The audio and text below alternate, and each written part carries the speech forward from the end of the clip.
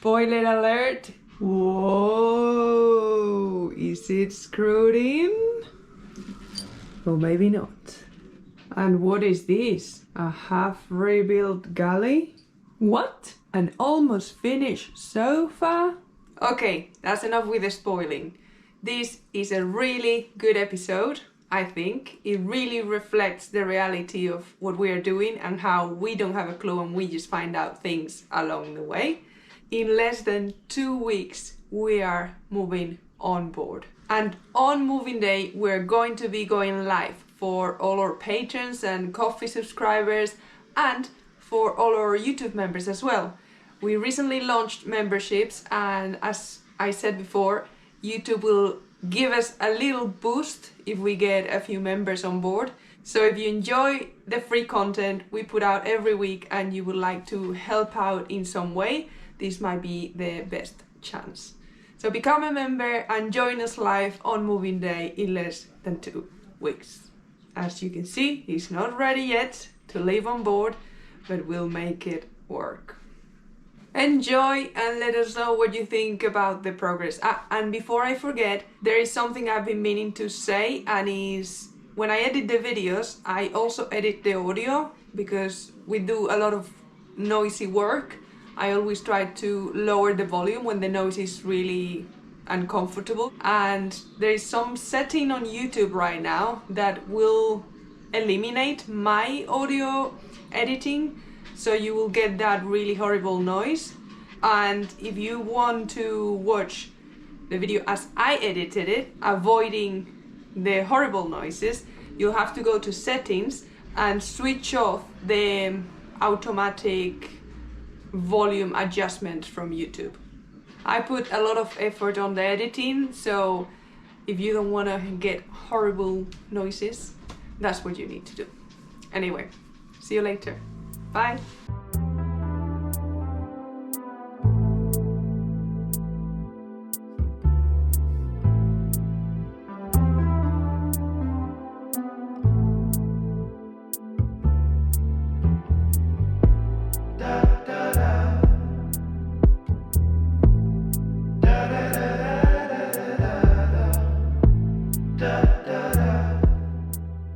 Look at that shine. That was green. Stuart hasn't looked at it yet, so he's about to check it out and see what he thinks about the difference. Okay, you can look now. Some of us were actually busy doing real work. Oh, shut up! That took me hours. Yeah, not bad actually. Not Yeah. bad? Yeah, not bad. Look how it shines. That's never shined before. No, yeah, well. You can almost see your reflection on it. Yeah, you can actually. It's not looking too bad, yeah. There's one white engine room, I know that. We know some of you were a little concerned about the state of this ceiling in the engine room, but we didn't see the point on cleaning it because we were constantly making a mess. But because the engine is coming in pretty soon, it was time to do it, and it was satisfying, but also really hard. It took me like... Oh, Stuart's rolling his eyes. He's seen me. He's been chatting with the neighbor, chatting with the friend. Had a beer? Had a beer, oiled a little bit of wood. Well, I wouldn't say a little. I had to sand it first. And I've been doing just these, but there was sticker flakes, residue of gaffer tape. Oh, what's up with mine? And Offering cleaning products. Yeah, it could be actually, the acetone. It would just come off with acetone. I don't know what it was. It was like black stuff. Yeah. Engine. Yeah. But, oh, it's looking good. Yeah. Looking good. I have been doing something behind the scenes, and that is working on the transformation of this cabin. New insulation is going to be put in place all around the cabin and also inside our wardrobe. I took the old insulation the other day, so it was the first time that we had a look at this area of the boat, which reminded me of the good old days when we were going through the whole boat and all the personal stuff that were there, like old clothes, notebooks, paperwork. Something about going through someone else's stuff felt kind of wrong. Cleaning the ceiling of the engine room today and looking at the hull number, which is like the fingerprint of the boat and the only bit of information we have to know any history about it, got me thinking about how much our personal information is just going around without us even knowing. We used to get a lot of spam emails and random automated calls, and I always wondered and told Stuart, how did they get my number? Like, I don't know this robot. And it turns out that it is a thing. There are data brokers that are real companies who sell your information without you even knowing. This industry is worth over $250 billion, and it targets a lot of vulnerable people. I couldn't believe it when I found out that some of the data lists that they sell have titles like rural and barely making it, or tough start, young single parents. That is wrong in so many levels, and it's just not about the inconvenience, it's also about safety. Your personal data could just end up in the wrong hands. I've been reading a lot about it since I found about all these data market craziness, and honestly I think it's really scary. How is this even legal? And that is why we started using Incogni, which is a service that contacts these data brokers for you and gets all your personal data removed from their lists. After creating an account, we were shocked when we found out that our Sailing Seabird email was on 49 data broker lists. If we had to do this ourselves, we wouldn't know where to start, who has our information, how do we get them to remove it? It would be pretty much impossible, but Incogni does all the work for you. So if you want to find out in how many lists your information is on and you want to clean it up, you can use our code Sailing Seabird on the link below if you want to get an exclusive 60% of an annual Incogni plan. And they offer a 30-day money-back guarantee, so there is no risk. Try it out.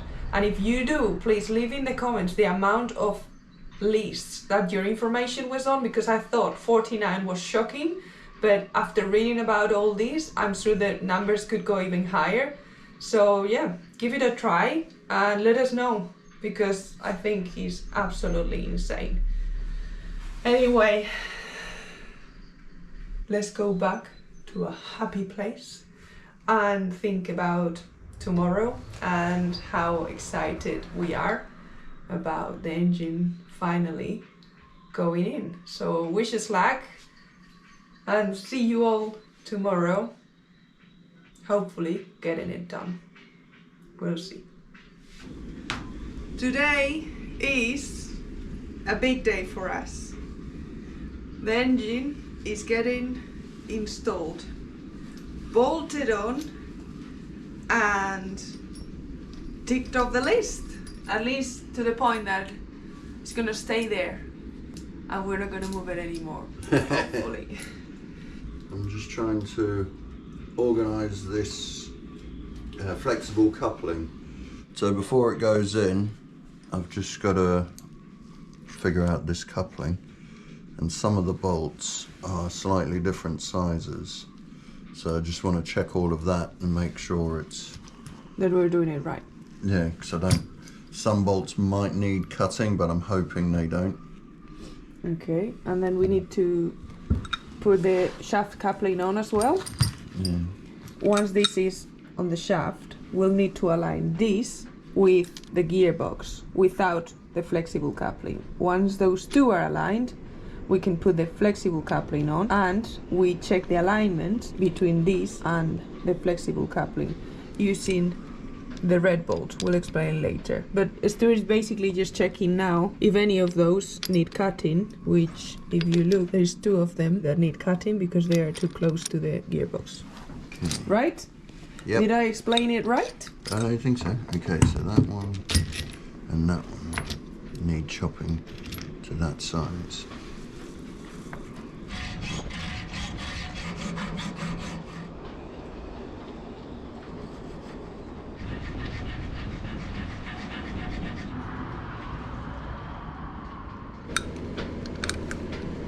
That all seems to be alright. There's enough clearance now. Just checking if everything fits good.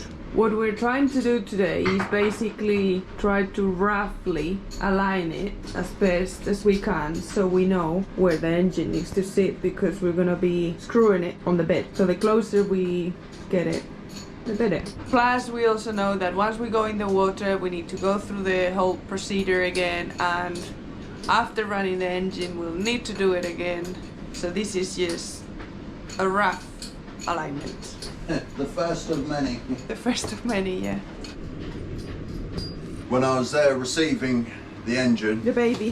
the delivery, I noticed that the sump was a little bit lacking in paint in areas, so we're gonna move the engine, pull it up, give it a couple of licks of spray paint, and then sit it back on the engine mounts. And then we'll go for lunch and let the paint dry. First stage, here, up, paint, down. We go for lunch, and the big moment will come after lunch, coming in and screw it in on. I don't think we've ever told you about this feature on our new engine mounts, and it's this belt here that will keep the engine attached to the boat in case the boat ever flips over. Because if it didn't have that, the only thing that is holding it on is this rubber. So with the belt, it'll make sure that the engine doesn't fly off. But hopefully we're never in that situation. It wasn't expensive for that little extra bit, so Stuart went for it, even though he didn't know what it was at the time. I had no idea. I was like, well, that's a little add-on. We're only going to do it once. So $16 per corner. And Stuart never wonders why things are like they are. And I do. I need to know the why. So I googled it and I found out what it was for. It was like, oh, so that's what it's for. I just thought it was like extra strength. But yeah, I'm a why kind of gal. And Stuart is I just want to get it done. I don't care why or how it works. The trolley is already under it, so we're basically lowering it down until it sits on the trolley so we can move it. It's a whole process, this, but we're pretty familiar to it now. We bought this spanner when we were adjusting the engine mounts and aligning the engine on the last boat. It literally has one purpose. Engine mounts. Engine mounts, that is it. We have a couple of spanners that only are used for one job. Again? Yep. 1, 2, 3.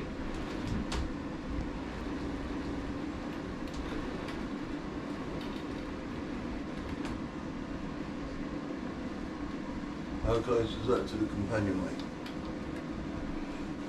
It's good? Yeah, we can go all the way to the end though. A bit more? Can you? Yeah. Nice. Okay. Smooth. The next thing is to pull it up on the chain hoist. We are amazed at this chain hoist. Someone made a comment that that chain block needs some grease.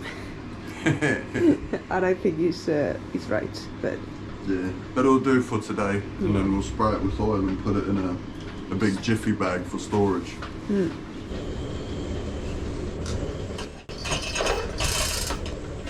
This is the moment where Stuart gets really stressed out. Yeah, I just don't see the point in engines hanging, you know. It's not an ideal place for the poor engine. And that's how it looks. I would say not bad. Is that the primer? Yeah, the green's the primer. Okay. Cool. So a little rub or not? Yeah, it needs a little rub. Okay.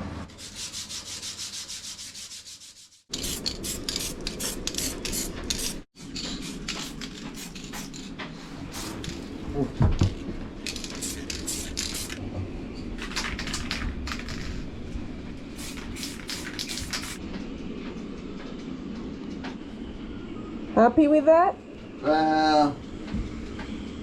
It'll do. It will do. Okay, so let's pop this engine down. Okay, let's go.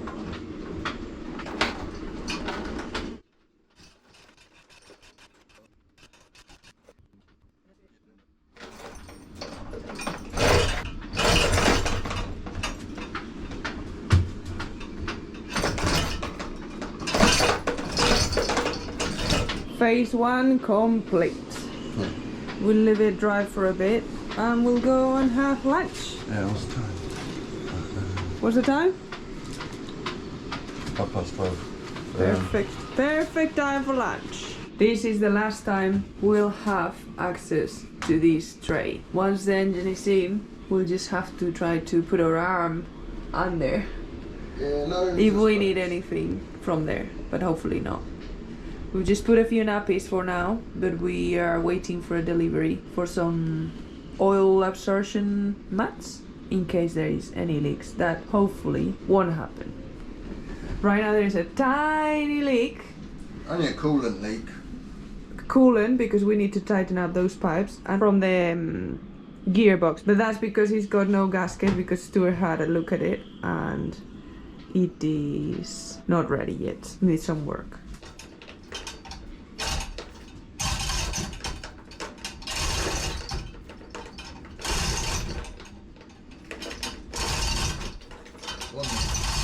Perfect. Good. Good. Sweet.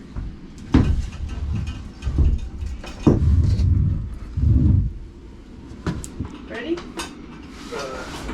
Yeah, let's try that.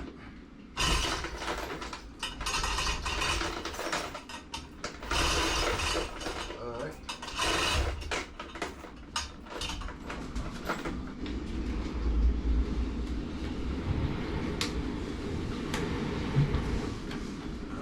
I just don't have anywhere to go. Yeah. Unless you're sure you're rather with me. No, it's gonna. Well, try. No. If we're both pushing, it should be fine. It's physics.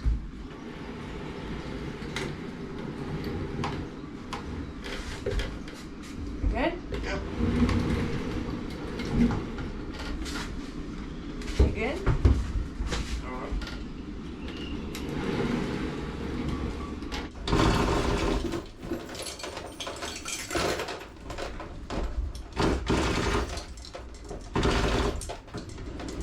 Can we take everything out or not yet? Not quite yet. A bit more. Couple more.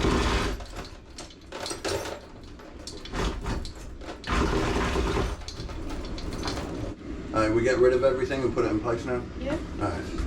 Do this sharpish. Yeah, go on.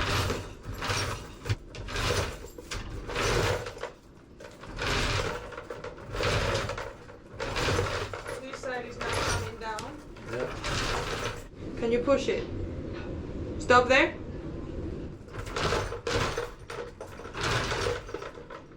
Yep.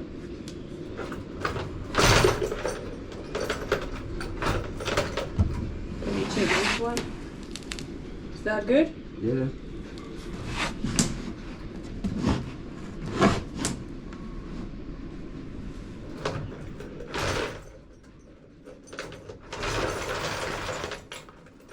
On the top, there is a gap. And on the bottom, there is no gap. Which means we need to lift the front of the engine on the studs a bit.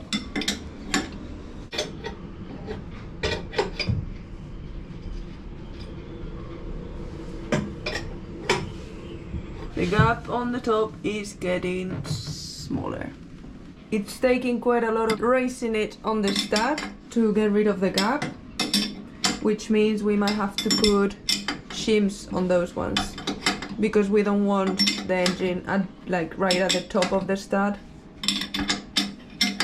Good news, we've got our space back. Not so good news, it's not getting done completely today. The engine is in for good, but we can't screw it in yet because after aligning it, it turns out we need shims, which is not a bad thing. The worst thing would be that we run out of studs on the mounts, and that would mean that the engine bed would be too high. But it's just a little bit low and it can be fixed with shims. So as you can see, it's way too high. So high that the top nut is barely on. And that is how close we could get it.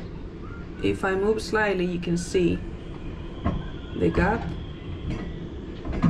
You can see a little bit of white. I'm just moving it for you to see the gap. So that's as close as we could get it, but now we just need to get the shims, put them on, and do the whole thing again. Am I being clear explaining things? I don't know, but I'm trying.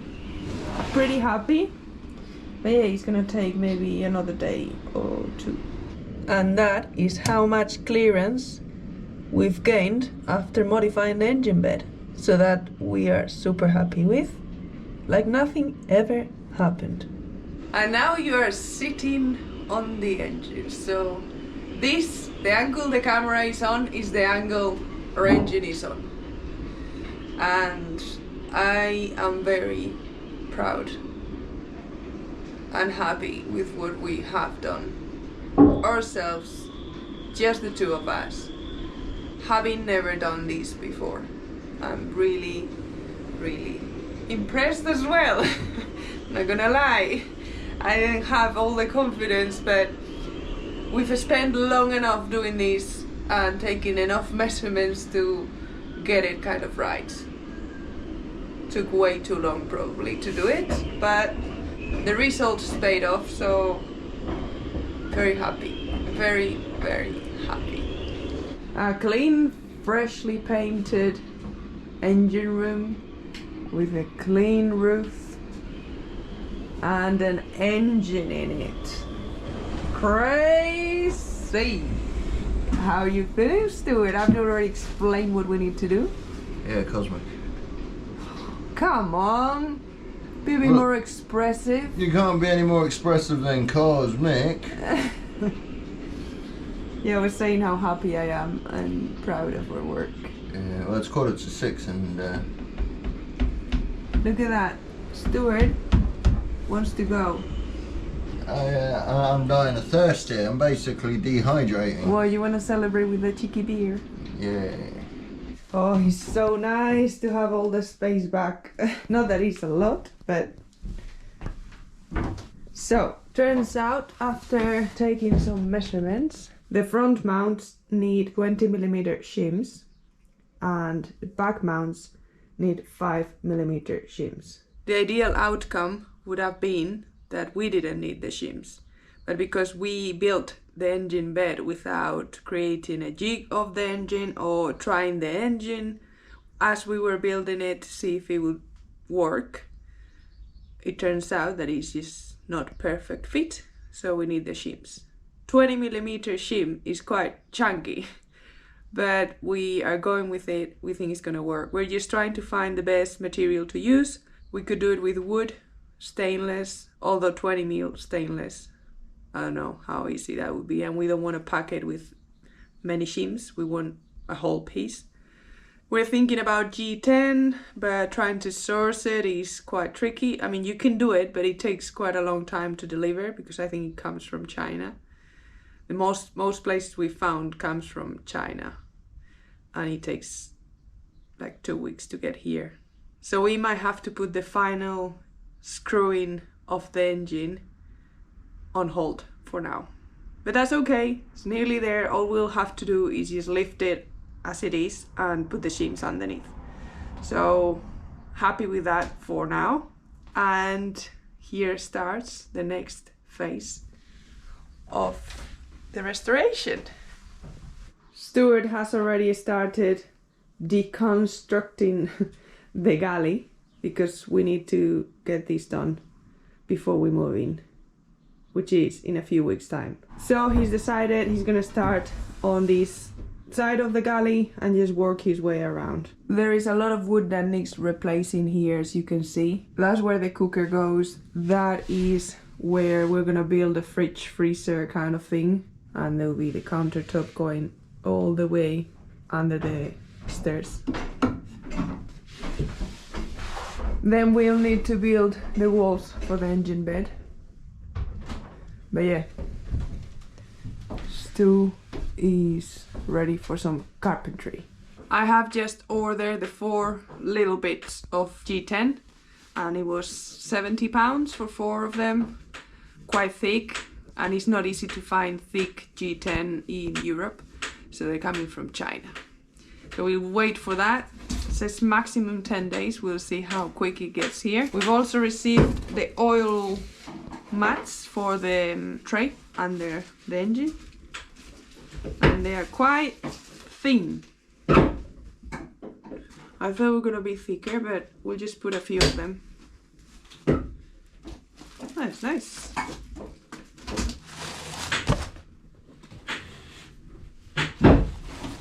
Very nice. And the mold. Mold?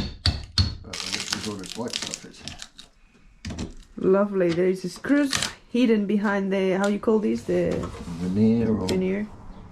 And there is mold as well. Our shims have arrived. It's a few days later and it's screwing day. Ready? Yeah, well, I've got a drill. These were the original screws. This one is even bent.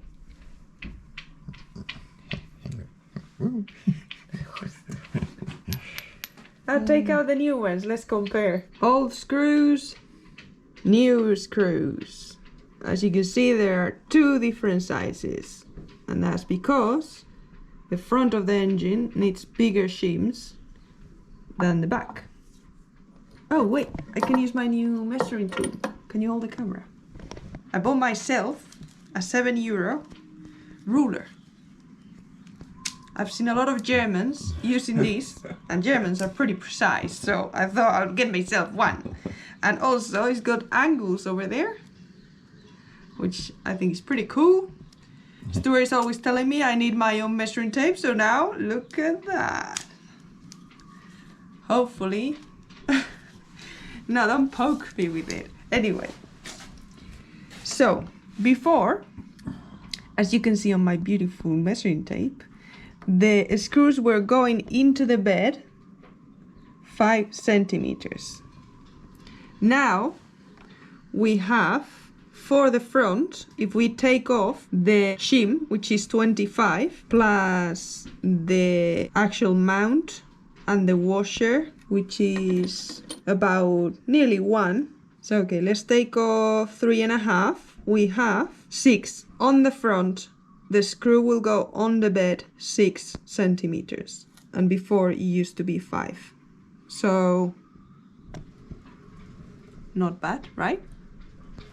We didn't find any information on how far in they should go. So we're just kind of guessing, and we asked for some advice to a friend as well.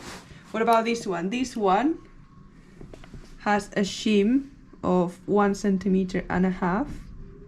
So again, it's going in about, this one about 5, like the original. So 5, 6 and 5. Well, don't forget this would still have had the engine mounts on. Yeah, so a bit less than 5. Yeah. Probably there's gonna be people out there. You see, you can even use it to talk about stuff. So happy with it.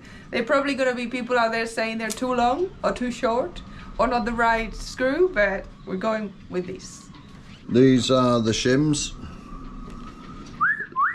They're pretty chunky because we want the bolts really in the middle of the engine mount. So this product is called FR4, which is very similar to G10. Yeah, it seems pretty solid. It's heavy. Really heavy. It's basically like someone's just laminated a book, so we'll see how it turns out. We got them from a company in China because we couldn't source any G10 locally. At least that thick. Yeah, so these are 25 mil. That's an inch in old money, just so no one gets confused. And yeah, we couldn't find these in Europe or America. It was pretty quick shipping. They're a company called Dune X, and they're actually really helpful. If anybody wants to buy any of their products, they'll give them 15% off. So yeah, just use our code, it will be in the description, if you need any FR4. But they have all other kinds of plastics and I don't know, pretty cool. Yeah, actually quite impressed by it. It seems pretty solid. Yeah, it can only disintegrate. That means we'll have to do more sailing than motoring. We paid full price for these and it was about $70. I think, if I recall right. The plan was not having shims, but obviously it didn't go to plan. Right, the best laid plans. We have seen really bad examples of other engines installed with massive shims, and we're trying our best to do the same. No, we know it's not ideal to have such big shims, but that's why we went for a material that is really strong, and we're hoping it will work. And if it doesn't, we'll fix it. That's it. Sail the boat. No. That'll fix all our problems. Yeah, so no flex in it, I don't think. No, there's like... And that's the thin one. That'll be right. I'm more worried about how we're going to drill them, but we'll give it a go. Okay, let's go. Before we screw the engine on, we're gonna try and do it just on a bare piece of Iroko to see how it works and to test which drill bit we'll need and see how it works.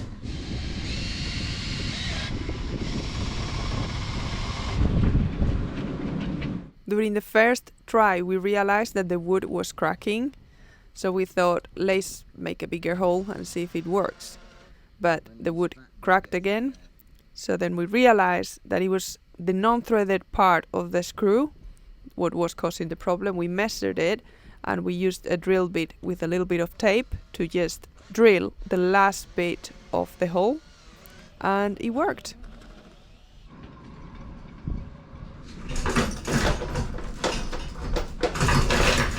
Okay, the engine is lifting now. Okay. I need you here.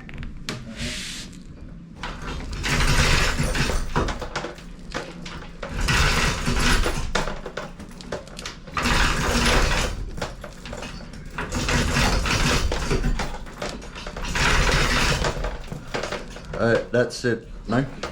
Okay.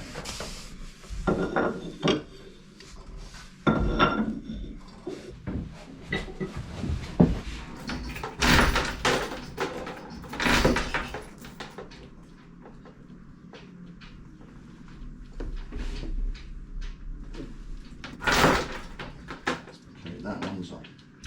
We can leave that one now. Let's try that.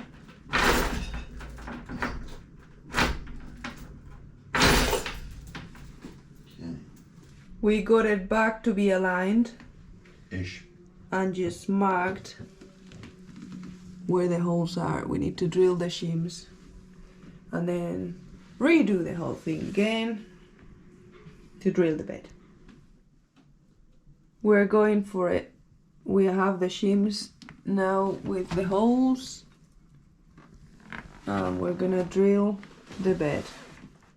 We've drilled one hole so far and it seems to have disaligned it when we put the screw in place. So we're not drilling any more holes and thinking about how to do this, because yeah, I just don't know how we can do it. But I wish I could say the engine is screwed on, but it's not. So yeah, the plan was to show you the end result, but it's not possible, so It'll be possible. maybe next week. No, we'll get it done.